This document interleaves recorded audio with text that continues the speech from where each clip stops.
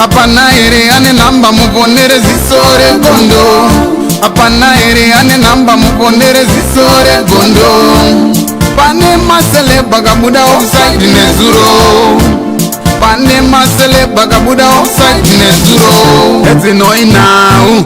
Peshona kwete chindau. Tichiverengwa naye wenyuskimba no fumura no itama. Timu yangu ndepi mukuta si tatsoka zvakare zviri kupisa na skimbo. Aiwa nasichaya nechine mahoti chete zviri kupisa zvakawandisa handiti. Saka nawe uri pana paso tapinda pane zviri kupisa timu yangu vachi subscribe so that pane zviri kupisa na skimbo amuite se amsari maiziya. Saka zvikuitika pana pa internet iri kupisa timu yangu. Ndona internet iri kubvira. Maititi yanzone zvadhakwa na Mr. Obina. Azozosvika pakudelete chi mapicture yese avaiposta yachichicha meno chembo ndakazvunga dzake zvikufamba goire handinasonzwisisewo hameno kuti mimi munozvionawo sei.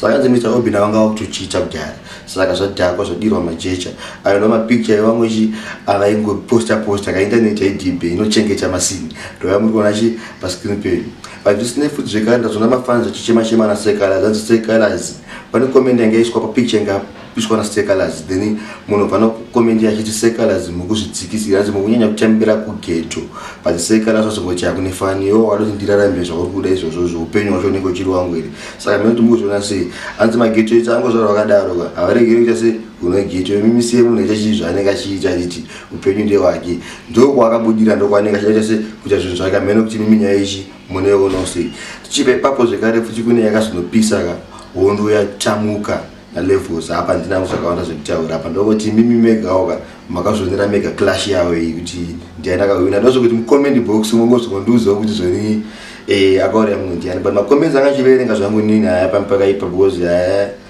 anzoni levels yaito chari mudikira na kura ndozatamuka anzi levels akashikoredzeka uyanzi levels ndio zimjanso uyu ndi producer wema international scene haina ndiziyo zvangu mimi mongonuzo mu comment section mimi ma views enyo mondro yenyu maiziya kune mfana changopisa mfana changopinda mdairo anzi yeman amfana uyo akora song inonzi zvandofarira saka mfana ndazona manje pa internet pakubvira futi chakunzi mfana uyu na Junior Mkudzi ndiana akaipa saka nachingoenda kwa comments chichichicha meno kuti mimi mukuona sei maiziya wamwe chingochaya wanzi msenze nseye mani nezvinhu zvinabasa sikazoti zvikurei saka mimi kuti ma comments nechingoro chichi mongoisa kuti mukuona sei because like chinge changu chakavoting chichimwe anditi but chimbonde pa YouTube mbono chakasomwe pane inonzi zvandofarira yakarwa ku Chisport amana mawani saka isusu chi tombogumira pana apa nditi saka namuchika muchipitera chiri kupisa na skimbo subscribe musasare pane zvekuita sei zviri kupisa.